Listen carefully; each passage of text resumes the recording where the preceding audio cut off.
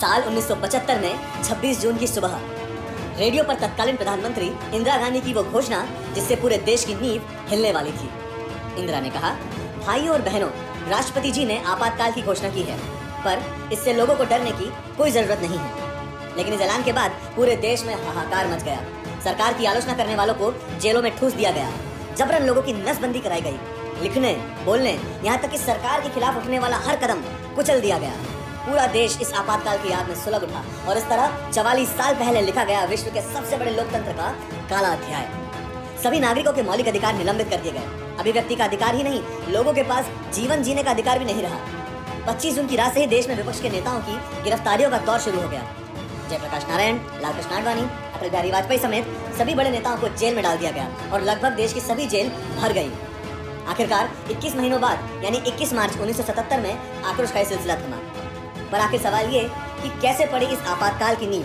दरअसल 1971 में हुए आम चुनावों में कांग्रेस पार्टी को जबरदस्त जीत मिली थी। सोशलिस्ट पार्टी के नेता राजनारायण को इंदिरा गांधी ने रायबरेली सीट से करारी शिकस्त दी। राजनारायण ने इलाहाबाद हाईकोर्ट में अर्जी दायर कर आरोप लगाया कि इंदिरा ने चुनाव में सरकारी मशीनरी का दुरुपयोग कर चुनाव जीता है। इंदिरा गांधी को हाईकोर्ट में पेश होना पड़ा। किसी भारतीय प्रधानमंत्री के कोर्ट में उपस्थित होने का अपने आप में यह पहला मामला था। 12 जून 1975 में हाईकोर्ट के जज जगन मोहन लाल सिन्हा ने फैसला सुनाते हुए इंदिरा गांधी को दोषी पाया। रायबरेली से इंदिरा गांधी के निर्वाचन को अवैध ठहराया गया। उनकी लोकसभा सीट रिक्त घोषित कर दी गई और उन पर अगले 6 सालों तक चुनाव लड़ने पर पाबंदी लगा दी गई। 25 जून 1975 को इंदिरा ने इस फैसले को चुनौती दी, पर justice V R Krishna Iyer ने हाईकोर्ट के निर्णय को बरकरार रखा।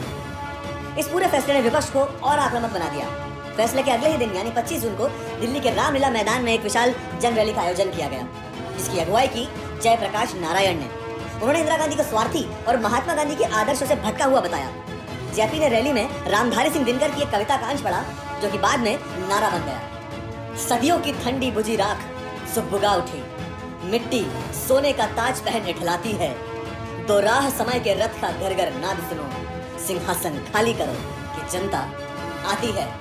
सिंहासन खाली करो कि जनता आती है। इस प्रकार देश में पहला राष्ट्रीय आपातकाल 25 जून 1975 में लागू किया गया, जिस पर देश के राष्ट्रपति फखरुद्दीन अली अहमद ने हस्ताक्षर किए थे।